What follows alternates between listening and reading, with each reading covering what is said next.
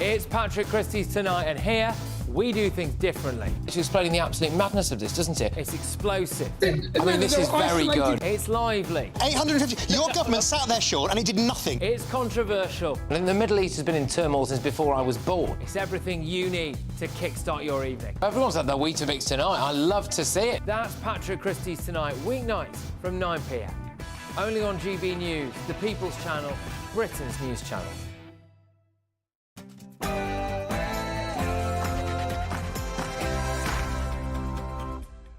Good afternoon, Britain. It's midday on Friday, the 31st of January. On this day, 5 years ago, Britain finally left the European Union. I'm Christopher Hope. This is Brexit Day 5.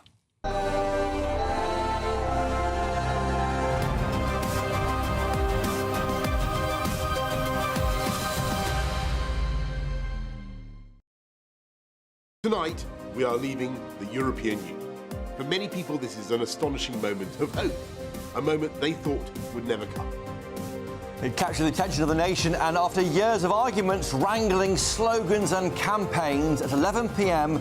on the 31st of January 2020, Brexit was done. Boris Johnson claimed it was the dawn of a new era. Proud of what I've done. I've been supported by a huge number of people, and now we have a Prime Minister saying all of the right things. And I wish Boris Johnson well. If he keeps his promises, we will get a Brexit that will put us in a completely different place to the rest of Europe. We have a great future ahead of us. So we have to make the case for the benefits of migration, the benefits of free movement. I want people in this country to be able to go and work abroad. What was it meant for you? What was promised? And what did we get? Everything's in chaos and Brexit's not being allowed to be delivered. What exactly are we benefiting from this, apart from rising costs in food? Too many people are trying to change it. Trying to stop it. Yeah. Sore losers. I would say so, aye. Throughout the show, we'll be live across the United Kingdom. I am smoking a fag. No, not me, him. That is the giant statue created by Ray Lonsdale. He is the artist and creator behind it. The statue overlooks the times commemorate fishermen lost at sea. I'm speaking to people here in North Shields to find out whether it's thumbs up or thumbs down for Brexit. And join me from Boston, the capital of Brexit. 75% of the electorate here voted to leave the European Union. The number one constituency in all of the UK, uncontrolled immigration, was the burning issue at the ballot box. And I'm in a Lithuanian language centre where they're teaching Lithuanian immigrants to speak English. Fantastic story. Can't wait to do it. So, did we take back control, and did we get Brexit done? Don't miss a moment as we pick through every significant moment of the biggest democratic event of our lifetime.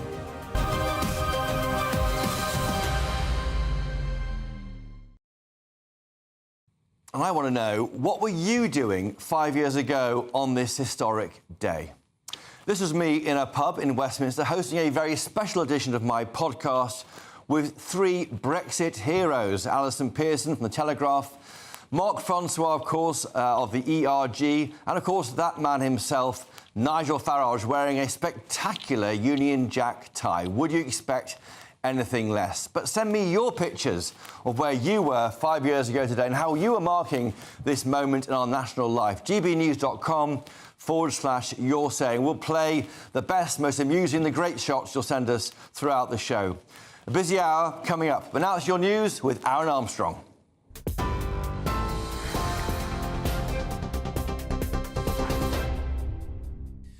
Very good afternoon to you. Let's get you up to date with the latest headlines. Three judges who oversaw court proceedings involving Sarah Sharif in the years before she was murdered can be named for the first time. Judge Alison Rayside, Judge Peter Nathan and Judge Sally Williams were all involved in family court hearings related to the 10-year-old between 2013 and 2019. The last of the three sets of proceedings saw Sarah placed in the home of her father, Irfan Sharif, and her stepmother, Banash Batul, who were jailed for life last year for her murder in 2023.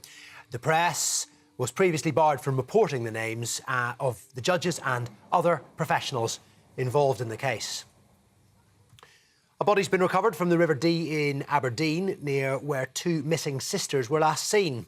Henrietta and Eliza Husti, who were triplets, moved to Scotland from Hungary, and they were last seen on the 7th of January at 2 a.m. A huge search was launched amid fears for their safety in freezing conditions.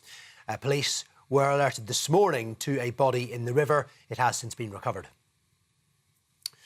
Investigators in the US have recovered the black boxes from the passenger plane which collided with the US Army helicopter yesterday, killing 67 people. A warning, some flashing images are to come. Well, officials hope the data will offer clues as to why the aircraft collided as the jet came into land in Washington, D.C. 40 bodies have been recovered. That means 27 people are still unaccounted for. And it has emerged that just 24 hours before yesterday's crash, another jet had to abort its landing at Reagan Airport because of a helicopter coming close to its flight path. Now, authorities are investigating. They're promising a report within 30 days. However, President Trump has offered his assessment within hours. He's blamed diversity policies introduced under the Biden and Obama presidencies as a factor in the disaster, without providing evidence. The FAA's website states they include hearing, vision, missing extremities, partial paralysis, complete paralysis, epilepsy, severe intellectual disability, psychiatric disability, and dwarfism all qualify. The initiative is part of the FAA's diversity and inclusion hiring plan, which says diversity is integral to achieving FAA's mission of ensuring safe and efficient travel. I don't think so. The government has pledged to invest an extra £100 million of funding for neighbourhood policing in England and Wales. It's in addition to £100 million announced in December, which is in an effort to put 13,000 more police on the streets by 2029. That is one of the government's central pledges. Now, the investment is scheduled for the next financial year, so from April. Each police force will set out its plans to increase patrols by the early spring. Now, if your wine cellar, or indeed your wine rack, is running low, then you better get a move on because prices go up tomorrow. Alcohol tax itself rises in line with RPI at 3.6%. However, a new tax on wines and spirits based on strength comes in at the same time. And that means the duty on a bottle of gin or scotch will rise by 32 pence. Wine at 14.5% ABV will increase by 54 pence. None of us have ever been as slow to pour a measure of whiskey as the picture you've just watched. However, in some relief to drinkers, duty on pints pulled in pubs will be cut by 1.7%. So that means a saving of a penny. 3 hostages who are set to be released on Saturday as part of the Gaza ceasefire deal have been named by Hamas. They are Keith Segal, Ofer Calderon and Yarden Bilbas. Now, Bilbas, who was taken alongside his wife and 2 young sons on October the 7th, that's the man in your picture now, is believed to be the only surviving member of his family. It follows the release of 8 hostages yesterday amid chaotic scenes in Han Yunis in southern Gaza. 3 Israelis and 5 Thai nationals were released in total. In exchange, 110 Palestinians were released from Israeli prisons, including 32 with life sentences. The Princess of Wales has followed the King and Princess Diana by becoming patron of Tai Hafan Children's Hospice near Cardiff, where she spent time with children, families and staff. It was Catherine's second engagement this week as she gradually returns to royal duties. Tai Hafan, or Haven House, is a hospice charity that helps around 400 families. Princess Kate confirmed earlier this month she is now in remission from cancer. And some of the world's biggest music stars have performed in LA for a benefit concert to help the area recover from the devastating wildfires earlier this month. I'm high, but I'm grounded. I'm sane, but I'm overwhelmed. I'm lost, but I'm hopeful. Well, that's Alanis Morissette, among others, Rod Stewart, Green Day, Katy Perry, Stevie Nicks and Sting. It was all to raise money for the devastation caused by those fast-moving wildfires that also killed at least 25 people. Some of the local acts born in the area performed too, like the Red Hot Chili Peppers. Proceeds will go towards rebuilding communities and preventing future fires. And that's it for the moment. I'll be back with more a little later this hour. For the very latest GB News direct to your smartphone, sign up to News Alerts by scanning the QR code or go to gbnews.com/alerts. Thank you, Aaron, and welcome to Brexit Day 5 with me, Christopher Hope. Let's head straight to Brexit land, Boston, Lincolnshire, the most Eurosceptic town in Britain, and speak to GB News' presenter, Martin Daubney. Martin, what's the mood like where you are? Shopping.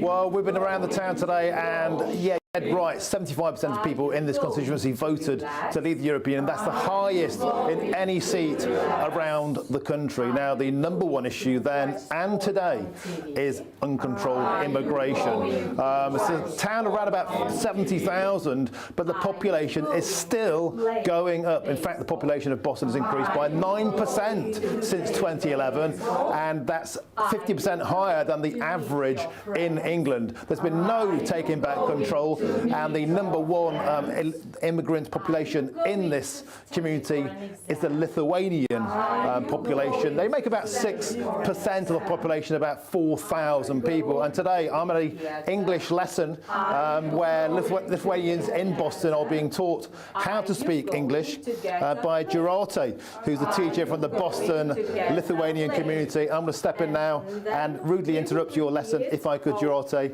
and speak to GB News. Welcome to the show. So we're here today from GB News because it's the 5th anniversary of Britain voting to leave the European Union. You are teaching Lithuanian citizens how to speak English. Tell me, what kind of people come here and what are you hoping to achieve? To Great Britain and to Boston come people from different countries. I mean, I would say used to come because after Brexit, not all now European people can come to England. Some people left when it was Brexit because of some reasons, because they maybe didn't feel welcome.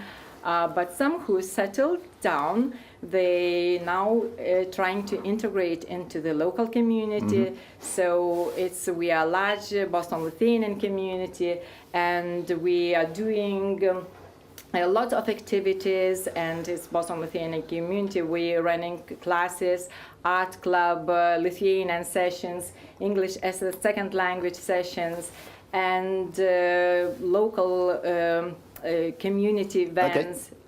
And what kind of skills do the people here hope to get, and what's the purpose to get them into work? I think that those people, they have already work. But the main thing is to improve their language so they could do the GPs, to the banks, and of course they would like to, when they improve the English, to get maybe better jobs and maybe stability in their lives. Also, it's very good to talk to their neighbors and be a part of the local community. It's very important. And is it fair to say that people in Boston have been welcoming to the Lithuanian community? Have there been any tensions? I think that now, especially now, we have built very good relationship with the Boston Borough Council and with other local communities. And yes, we feel welcome here and supported, and we are very grateful for support for our programs, for our community, and we quite often invited to the local events like the Lights Up event, and we work in partnership with the local groups. And also we have mental health support sessions and free consultations. People can come and we translate, interpret, help with the documents, so a little bit take tension from NHS and the citizen advice.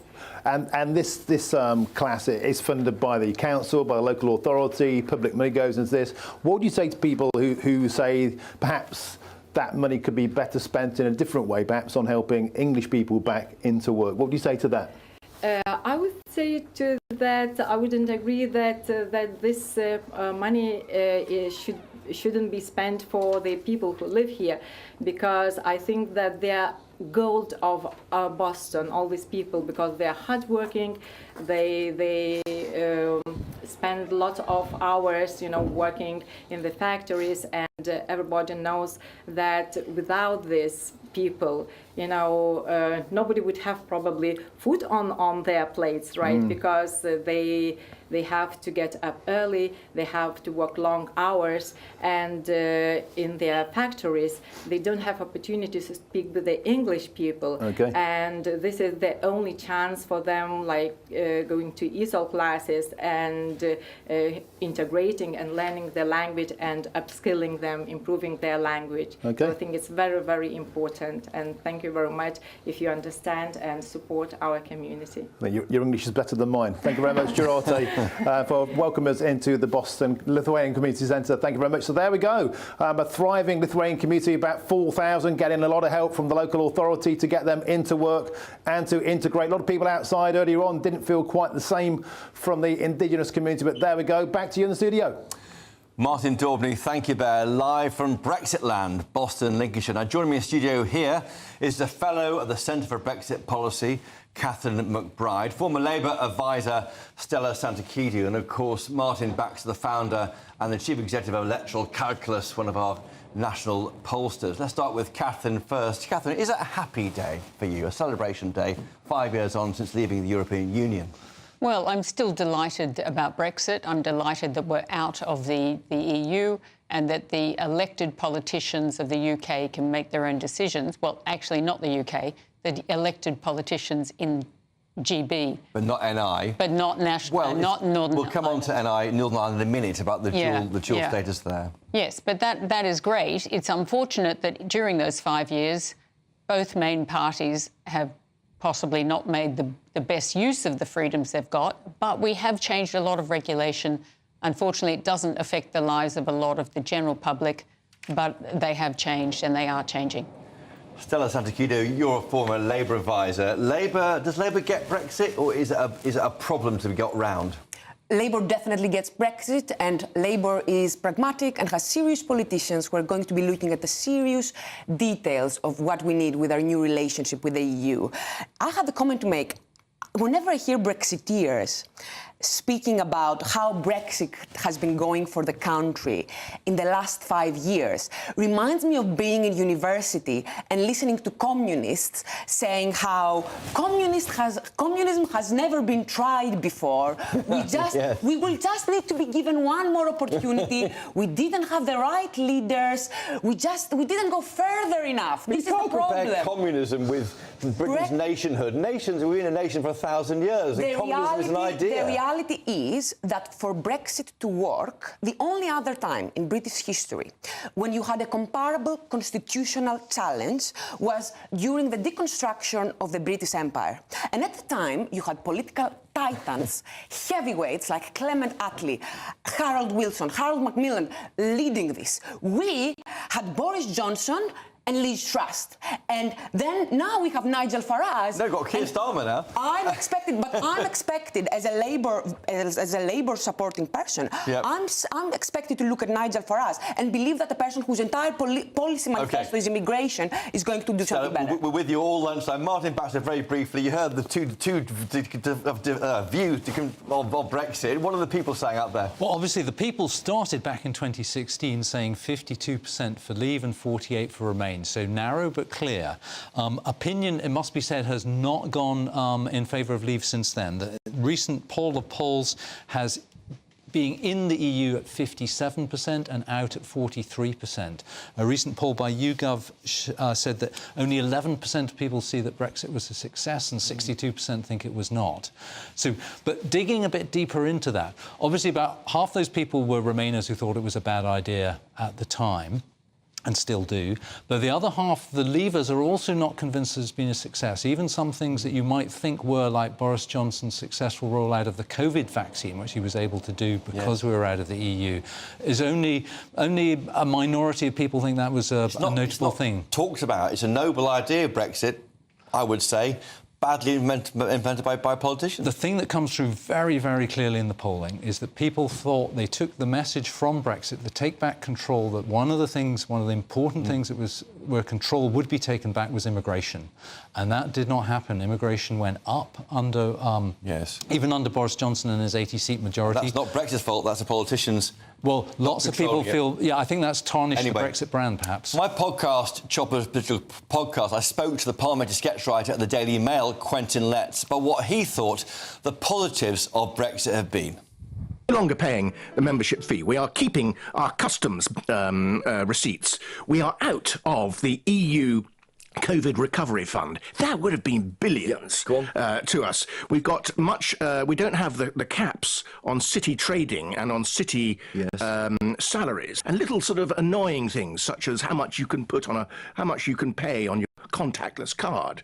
We're able to decide that for ourselves. So the ability to do a trade deal with Trump and escape the likely tariffs that Trump is going to put on the EU. Let's not forget VAT on private school fees. A great Brexit moment for this government. Goodness me. Indeed. And, you know, Starmer and co. all sort of moan about about Brexit, but Brexit has allowed them to enact this swinging bit of class warfare. Joining me now again in the studio is the fellow at the Centre for Brexit Policy, Catherine McBride, OBE, former Labour advisor Stella Santakidou, and, of course, the CEO of Electrocalculus, Martin Baxter. To you first, though, again, Catherine, why is it that we have to take a journalist at the Daily Mail to list the triumphs of Brexit? Why aren't our politicians saying it more often? Well, I list them all the time, but you're right. The BBC today had the most incredible list of misinformation about Brexit on their website, even though BBC Verify had contacted a group I work with, asking them for all of the details, and we'd all sent in stuff. All of that was ignored. Like Stella, who doesn't even know that most of what the Labour Party is now doing couldn't be done if we were still in the EU. But, you know, she doesn't even recognise that because she'd like to hang on to this sort of rubbish that, oh, Brexit is bad. You know, we must give money to Greece because, you know, why? You know... Well, Catherine McBride, thank you. Before we answer the point there from Catherine Stella Santakidou, it is right that the Labour would not be able to add VAT to school fees if we're in the European Union. So Labour... No, it's not just that. All VAT was determined by the EU. Right. Forget school fees. Yeah. We had to go and ask them on if we could tampons change. and female sanitary products. No, but everything. And the money, most of the money went to the EU. I do not think everything about the concept of Brexit is bad. I do not think that the EU is a saintly organisation. As you noticed, Catherine, I am from Greece, and the EU has massively damaged my country. Perhaps this is why I'm here, and you all have to suffer and listen to me. We love you being here. But going back to Brexit, what are you telling to the tens of thousands of small and medium-sized businesses who can no longer trade with the EU? That's right. What are you telling to all of these businesses who are expecting a bonfire of red tape, and what they got in return is a lot more red tape, a lot more bureaucracy, because the reality is that for a lot of small and medium-sized businesses, the first partners that they can trade with is the countries that are right next to us. Stella, to Martin briefly, with politicians failing to deliver on the powers given to them by people in 2016, there's been a disaffection with the two main parties, and the beneficiary has been a certain party, Reform UK. Yes, absolutely. The public, in a way, have been rejecting the status quo for the last 10 years. They rejected the EU. They're now against Brexit. They rejected the Conservatives under Boris Johnson. And according to the polls, the latest poll of polls, they're rejecting Keir Starmer as well. In our monthly poll of polls just out today, Reform are now in second place for the first time ever ahead of the Conservatives. Poll of polls. That's all polls or just electoral calculation? No, that's a poll of polls across all pollsters. So that is, incredible for the first time. That reminds me a bit of 100 years ago when Labour overtook the old Liberal Party. Could such a thing happen again? Well, Martin Baxter, Stella, Catherine, thank you. Now, coming up, we'll be joined by Nana Akira in North Shields. I'll also be playing more exclusive clips from my podcast, Chopper's Political Podcast. You don't want to miss it. Stay tuned.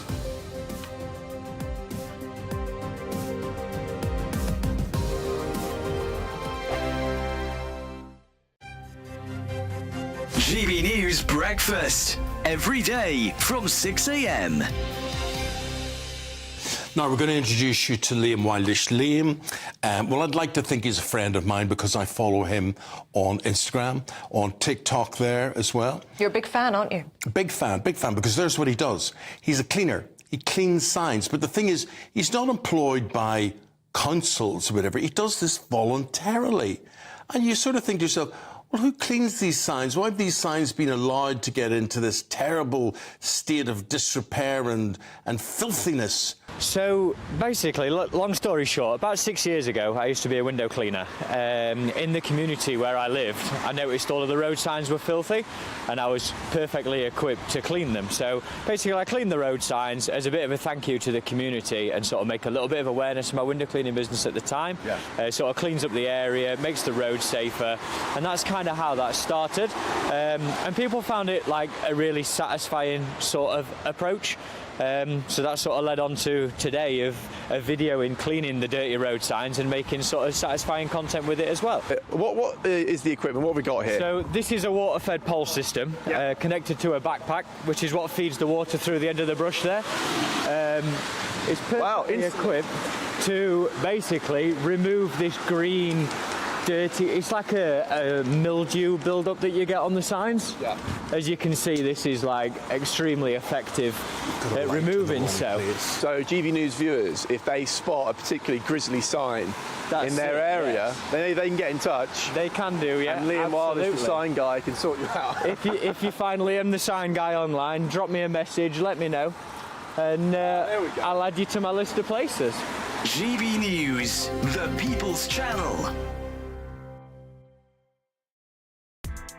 Join me, Nana Akweer, for an informative, interactive news programme with a difference. It's fun. No, you didn't say that, Dave.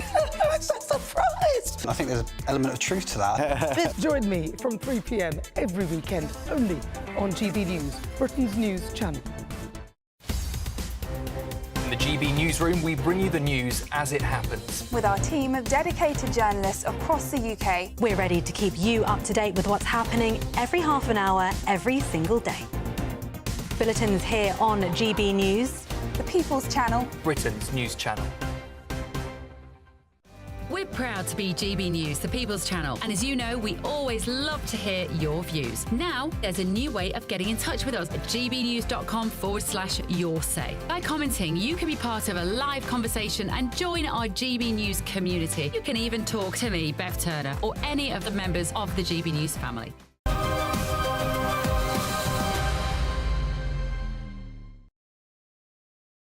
Welcome back to Brexit Day 5 with me, Christopher Hope. A great anniversary day for our national story. Let's go straight to North Shields and speak to GB News presenter Nana Akweer. Nana.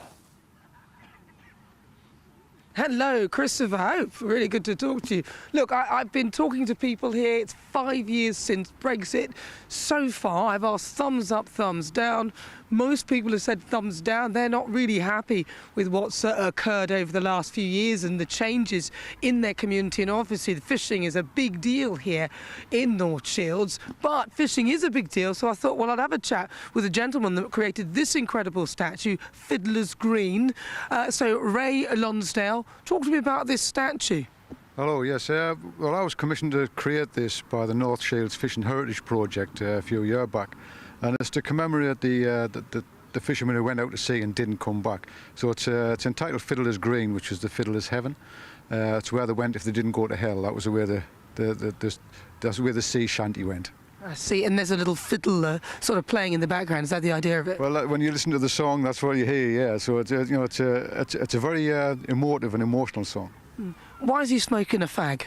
Well, that's purely political incorrectness. That's just a little devilment in us. You know, it's like people always say, "Oh, you shouldn't be doing this, you shouldn't be doing that," but you do what gets people talking, and you do what you want to do. Now, of course, this was based on an actual picture. Do you know who the fisherman was in the picture, and how did you get all the angles right for the statue? Yeah, well, I mean, the photographer was one of a selection that were put in front of us, and that one I thought would work really well as a sculpture, as a thought-provoking, provocative piece.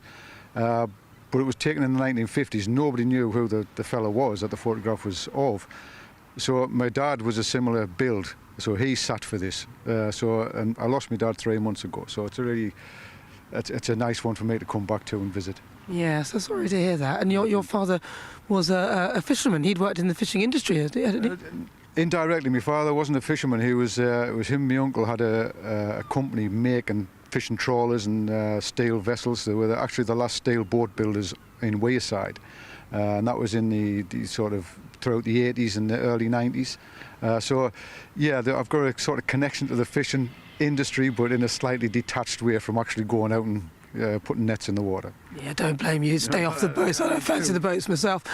And how has Brexit affected that particular industry? Well, I mean, going back to when the EU put the quotas in place, that affected me dad's business quite a lot, because it worked out that the EU wanted to put quotas on any boat over 10 metres long. So the fishing skippers were offered incentives to sell their boats, scrap their boats, and new ones coming in, there was some strange shaped boats, because they were all made to be under 10 metres to avoid the quotas, but then with very wide beams and deep drafts, so they were very odd looking vessels, you know. But it was just the fishermen trying to do, it's a bit like the Brazilian farmers, you know, all they want to do is protect their families and earn a living. So, you know, the long-term views of the fishing stocks had to sort of take a back seat, because the main thing was coming home and feeding your families, you know. Is it thumbs up or thumbs down for you for Brexit? My personal views on Brexit, I would like to think it was a thumbs up. But it was the post-Brexit vote that got to me. It was the tearing apart instead of coming together as Great Britain, you know, and coming together as a united kingdom. The people seemed determined to detract from the democratic vote. Yeah. So whether you voted yes or no, to me, democracy should have won out instead of tearing each other to bits over it. And did you vote yes or no, to leave or remain? I voted to leave. Yeah. I'm not saying it was necessarily the right vote in the long term, but the main reason for it possibly not being the right vote was the politicians and the other people who tried to undermine it afterwards. All right, Ray, that's Ray Lonsdale, the creator of this incredible statue, Fiddler's Green. So far, a positive person on Brexit, and he says it's the politicians who appear to have screwed it up. Back to you, Christopher. Nana Acquia there in South Shields, thank you for that very, very interesting interview. Now, but what about the divisive nature of Brexit? Families arguing over the dinner table. I spoke to the former CEO of Vote Leave, Lord Elliot, Matthew Elliot, in a very rare interview with him on Brexit. Here's what he had to say. How about you personally? Have you lost chums over the past years? It's very divisive in all families. Yeah. I mean, and you were a key player in that Vote Leave campaign. Some people said to you, I can't talk to you, Matthew, I can't forgive you. There was a funny period sort of from 2016 to sort of 2019, 2020, when my wife and I, Sarah, and I would be invited to like dinner parties. And it was quite clear we were there to have sort of rotten tomatoes thrown at us, essentially. That was a bit weird. And I had the same thing, by the way, me at the Telegraph. I went to a dinner, and I was suddenly being blamed for Brexit by about 20 people who are quite senior people. I couldn't quite believe it. I ended up having a bit of a row about Brexit and saying, you know, I got really into a row. I mean, I was like not expecting it. It's happened regularly, that sort of thing. A few professionals doing things as well. Now it's fine. Joining me now in the studio is the fellow at the Centre for Brexit Policy, Catherine McBride, former Labour advisor Stella Santakidi, forgive me, and the founder and CEO of Electoral Calculus, Martin Baxter. Catherine, to you first. You work for a body which has no Brexit name in it. Have you lost friends over this? I actually live in a divided house because my husband's family all come from Latvia, though he was born in the UK. And so we don't really discuss Brexit in the house, still. Have you had tomatoes thrown at you like Matthew Elliott says there? No, never tomatoes. But I would like to talk about Nana's very interesting conversation about fishing. Because the UK has taken back 25% of its fishing waters. I think a lot of the fishing community expected that to be 100%, but unfortunately, you know, a lot of changes in trade happen very slowly, in the same way that with our new trade deals, it's going to take 15 years before we can import as much beef from Australia as we get from Ireland right now. We're going to come on to how the future of Brexit might look. Yeah, but besides, we've also taken back our ability to protect nature.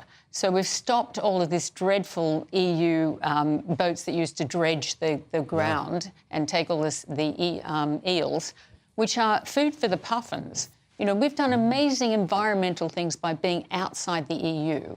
The EU is a kind of weird place where they worship a lot of green stuff and they actually destroy the environment at the same time. But they often destroy someone's environment, so it doesn't matter. I think the French are challenging part of those. Oh, that's the terrifying thing, why people are worried about we get to renegotiate the fishing agreement next year, and that a lot of people are worried that the Labour Party will just fall over and give the French whatever they want. Yeah. And all of the environmentalists, real environmentalists, are worried that we'll lose what we've managed to get back in terms of protecting our water. Catherine, thank you. Stella Santacuzzi, just looking back there at the Brexit debate, do you have any friends who are Brexiteers? Can you talk to them? Of course I have friends. You get on with them? They're your best pals? Of course, yes. I have very good friends who are Brexiteers. I adore my Brexiteer friends. You adore them? I actually do adore. A thing that I do adore about a lot of my Brexiteer friends is the fact that they are very independent. They are extremely dogged-minded. So that is. And you're not, Stella. Even though, well, this is why gel well. Even though they are wrong, that is fine. But what I do find sad about Brexit is that from all of the amazing things that the UK has achieved over the centuries as a country, I find it honestly sad that for a lot of people, they think that the most important thing that the UK has done in the last few years is deciding that they no longer want to be connected with their European siblings, when throughout history they have achieved such magnificent things and they had such a magnificent contribution. The EU is not a war, trade is not a war, and the UK voting for Brexit is not that important in the grand history of it is to some people. History. Martin Baxter, finally to you. It is still very divisive. I know people have fallen out. We heard that from Matthew Elliott, the former boss of Vote Leave. I've been given a hard time over Brexit in the past. I mean, it is dividing families. It's been so divisive, and I'm going to say a little word of comfort and sympathy for politicians. It's so hard, for the politicians to cope that there's the Remain Leave division, and on the Leave side there's the division, say, between free marketeers, free traders and protectionists. So it's been very hard for governments to react in a way that pleases everybody. Indeed, it's hard for them to react in a way that pleases anybody. If I can just give you one quote from a Conservative defector we got from the last election, saying this is somebody who used to vote Conservative but gave up last year. They have squandered a massive majority, done nothing to tackle the problems in this country, failed to implement Brexit fully. But then on the other side, for balance, a recent poll had a net minus 42% of people don't trust Keir Starmer and Labour to maximise the opportunities with the EU. So the divisiveness is still with us today. Well, is it a problem or opportunity? That's the question, I think, they've failed. I think that's a little bit whether the glass is half full or half empty, though. OK, now, Martin, Stella and, of course, Catherine, thank you. Lots more coming up. We're going to be live in Belfast, speaking to our reporter on the ground about the impact on the island of Ireland. Don't go anywhere.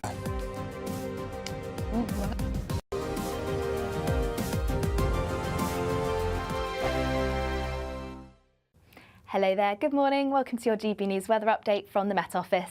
We'll see rain easing across the southeast this morning, leaving a largely cloudy day for most, though it should start to brighten up across the west. Where we see the thickest cloud, that's where we see this frontal feature just draped across the country, but behind this a ridge of high pressure, bringing in largely settled and dry conditions. So a damp start across the southeast, as I say, though rain largely easing, and it leaves a mostly cloudy day across much of the country, and we could still see some drizzly patches, mainly around hilly areas, but sunshine breaking through nicely across southern parts of Wales, Devon and Cornwall, also across Northern Ireland and parts of Scotland, where we'll see the best of the brightness, and temperatures around about average for this time of the year. To finish off the day then, across Scotland, we'll see a mix, still plenty of cloud around, still some drizzly spots around hilly areas, but some clearer spells out to the southwest, starting to turn rather breezy here though as we head into this evening. Similar across Northern Ireland, plenty of clear spells, so turning chilly as we head into the evening, but starting to turn rather breezy across the west.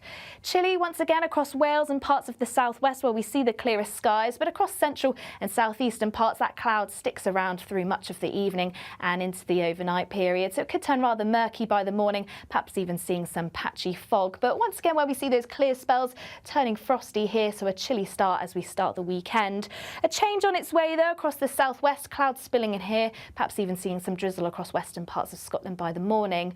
So temperatures just dipping just below zero where we see the clearest skies in the west, and this area, once again through the central slice of the UK, is where we're going to see the best of the brightness, but once again quite a grey and murky day across parts of the southeast, and winds picking up nicely across western parts of Northern Ireland, western parts of Scotland too, likely seeing cloudy conditions here, also with some rain and drizzle. Bye for now. The latest GB News travel. Good morning, I'm Russell Holding. In Perth and Kinross, the A989 is closed each way along Tay Street in Perth because of flooding. In County Down, the A51 remains closed along Tandragee Road in Guildford because of a fallen tree. On the M6 in Lancashire, there's a lane closed northbound after an accident between junctions 32 and 33 from the M55 to the A6 south of Lancaster, causing queues. In Greater Manchester, the A635 is blocked by an accident on Ashnell Road at Openshaw, causing delays. In Leicestershire, the A5 is closed off the A47 in Hinckley after an accident. In Gloucestershire, the A466 is closed each way at Llandogo because of a fallen tree. In Kent, the A21 is partly blocked westbound by an accident off the A26 between Tonbridge and Sevenoaks, causing delays. And in Cornwall, the A30 is closed each way along Eastern Green off the Chynmore roundabout in Penzance after an accident causing queues. That's the latest. You can stay up to date throughout the day by visiting our website, gbnews.com.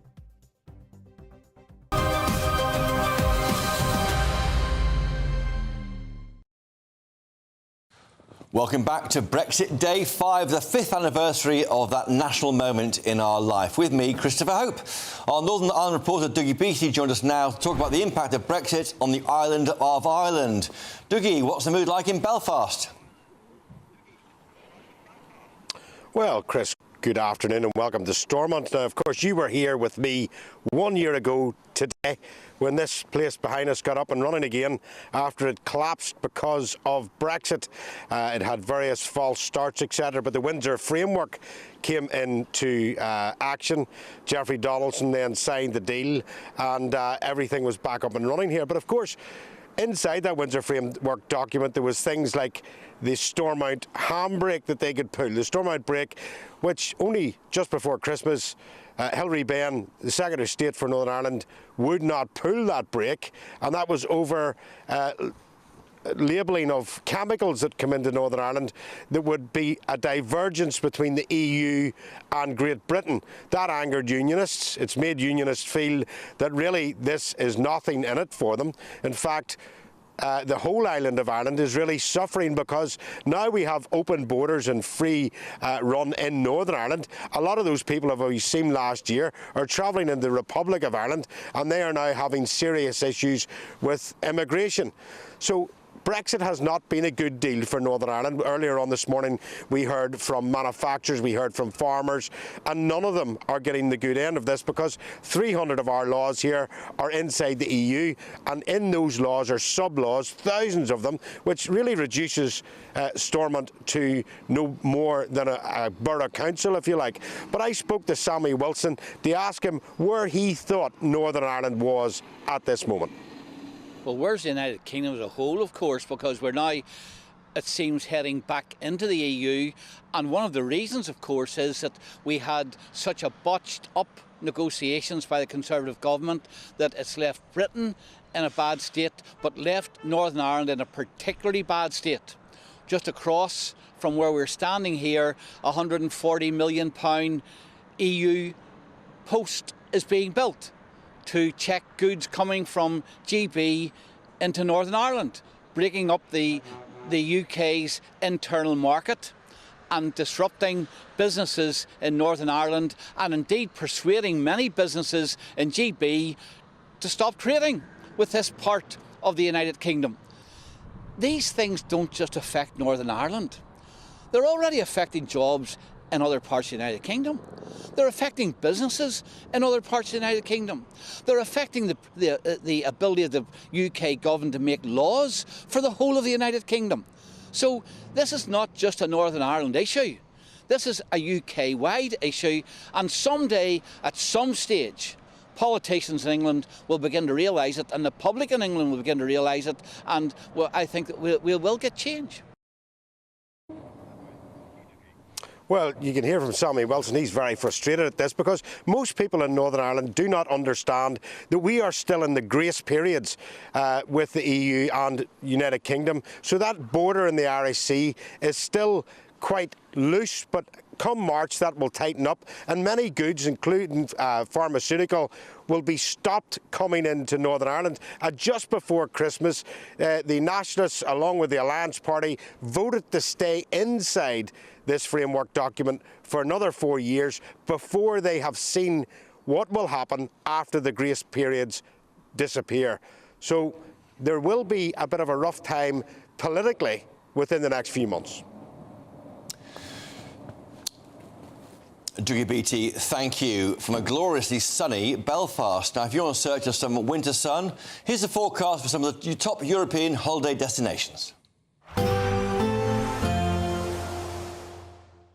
Ready to soak up that holiday sunshine? Won't we need some cover? No worries. All sorted. All Clear Travel Insurance sponsors GB News Travel Destinations Forecast. Often breezy across the Canary Islands and heavy showers in Tunisia and Algeria, but elsewhere it is going to be largely settled, particularly across Greece and Italy. Plenty of sunny spells here, but as we move our way westwards towards the Mediterranean, this is where we're going to find the heavy showers. These could be thundery at times, and then out to the west, high pressure largely dominating, but it is going to bring some strong winds at times across Madeira and also Tenerife, where the best of the temperatures are, and elsewhere it is going to be largely settled into next week. All Clear Travel Insurance sponsors GB News Travel Destinations Forecast. Coming up, the future of Brexit. Where will we be in 10 years or 20 years from now? I'll be getting the thoughts from the Remain side and the Leave side, and one of our leading pollsters. Don't go anywhere.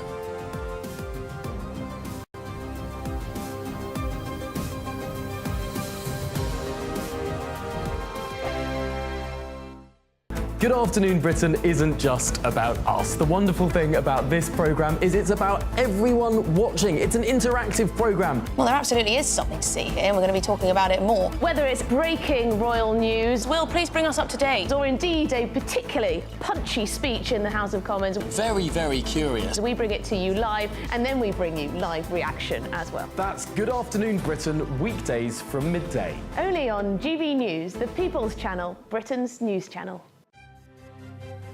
GB News Breakfast, every day from 6 a.m. Have you noticed that more and more stores are closing? Well, last year, apparently 13,000 stores closed for the last time on the high street.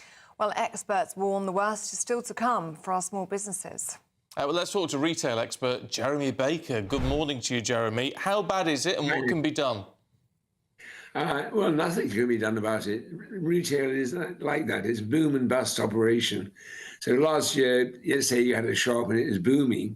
This year, the consumer can just change their mind. They don't need to come back to your shop ever again. Well, it is sad, Jeremy, because our high streets are the beating heart of our communities, aren't they? And for many people, I know I can relate to my high street, it is such a depressing sight, walking down there and seeing them all boarded up and closed down. But how often do you walk down the boarded up high street? I think people move on to something else.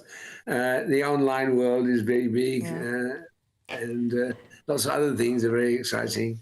And so people, you know, the shop. I like to go to my GP in a shopping centre and get my tests done there rather than tramp off all the way to the GP, for example. And children could go to little schools in the high street. I've seen that happen already. So lots of things could happen to the high street. It could be much more social centre, much more kind of like pubs, coffee shops, all that. Charities. I don't see anything wrong with charities taking over. But the idea of this shop-centred high street finished, that's gone. Never coming back. Goodbye. It's not sad, it's just life. GB News, the People's Channel. Headliners on GB News 11 p.m. every night. It's got 3 top comedians going through the next day's newspapers so you don't have to read them, which is great. That's a good point. He's lying. Maybe he's not lying. That's Headliners every night from 11 p.m. and 5 a.m. as well on GB News, Britain's news channel. I'm Stephen Dixon, and thanks for joining us on GB News, Britain's news channel.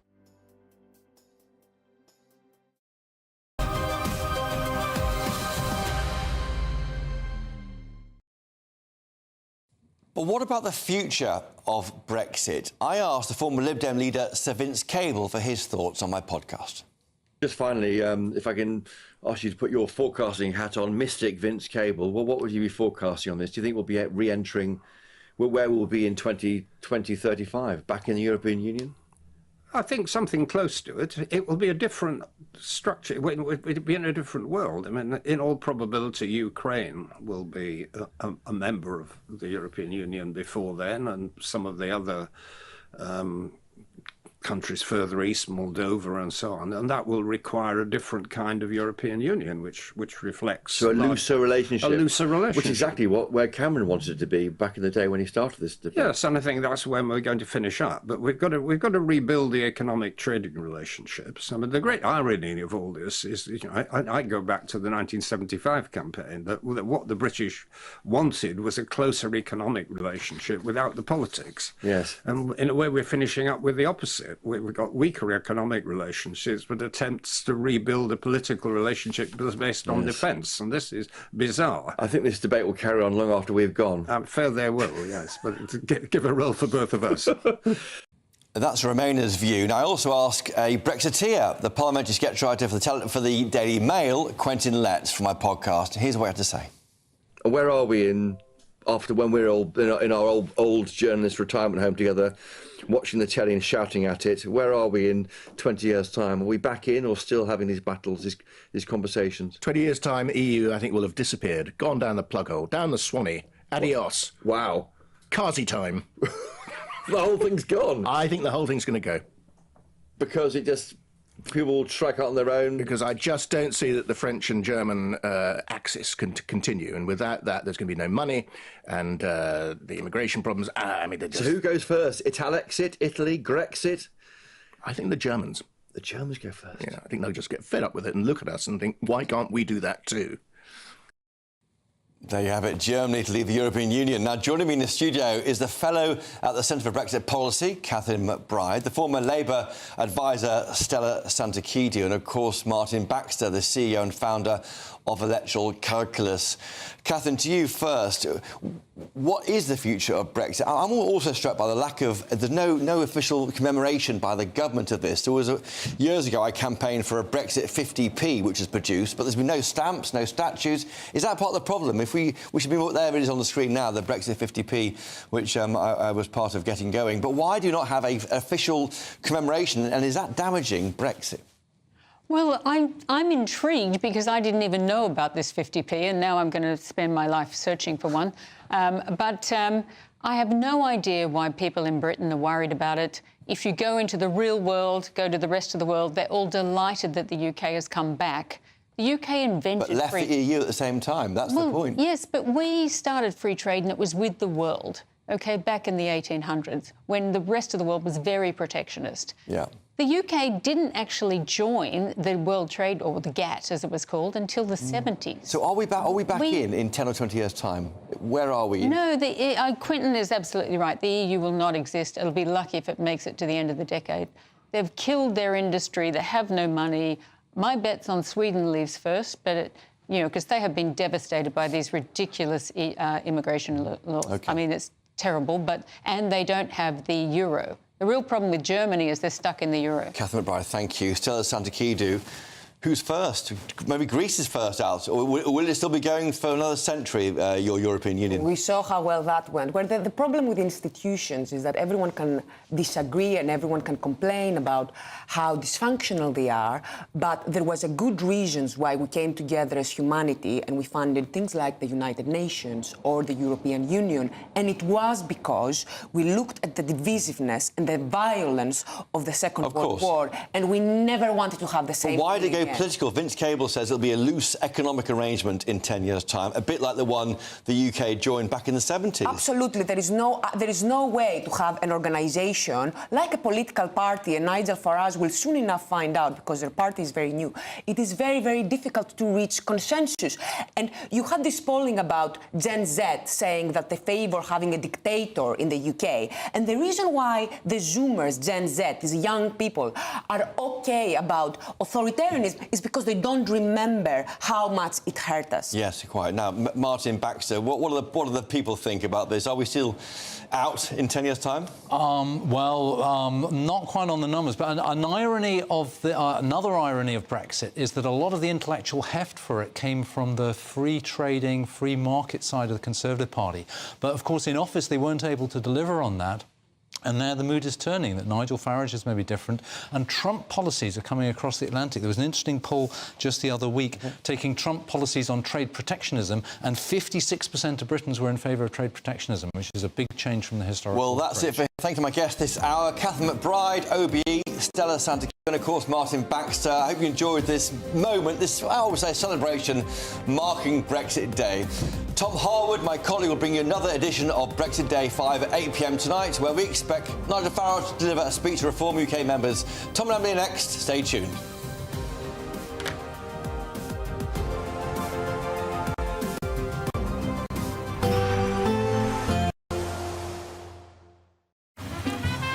Despite the morning rain, it'll be a nice, warm, cosy day ahead.